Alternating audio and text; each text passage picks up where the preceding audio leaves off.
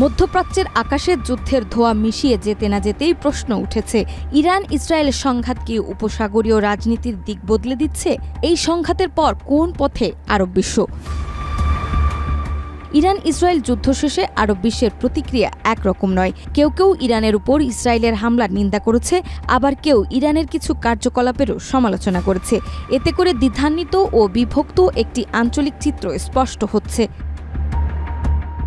যুদ্ধ পরবর্তী সময়ে সৌদি আরব কৌশলী অবস্থান নিয়েছে।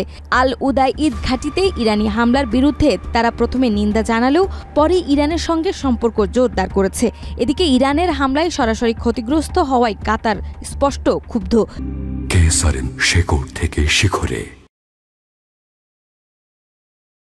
কাতারের প্রধানমন্ত্রী বলেন, এই হামলা দ্বিপাক্ষিক সম্পর্কে নেতিবাচক প্রভাব ফেলছে। তবে ইরান ও কাতার উভয় পক্ষই সম্পর্ক স্বাভাবিক রাখতে পর্দার আড়ালে কাজ চালিয়ে যাচ্ছে।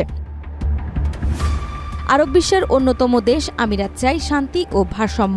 ইরানের ওপর ইসরায়েলি হামলার বিরুদ্ধে আমিরাত কড়া প্রতিক্রিয়া দিলেও ইরানের জনগণের প্রতি সংহতি জানায়। অন্যদিকে মার্কিন ঘাঁটির উপস্থিতি থাকায় কুয়েতের উদ্বেগ ছিল স্বাভাবিক, তবুও ইরানের উপর হামলার নিন্দা জানায় তারা।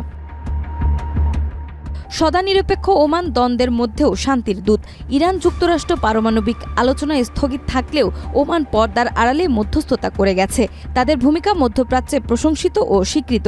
এদিকে বাহরাইন ইরান সম্পর্কে বরফ গলতে শুরু করেছিল ঠিক তখনই যখন যুদ্ধ শুরু হয়, যদিও এখনও তারা কূটনৈতিক সম্পর্ক পুনর্স্থাপনের জন্য কাজ করে যাচ্ছে।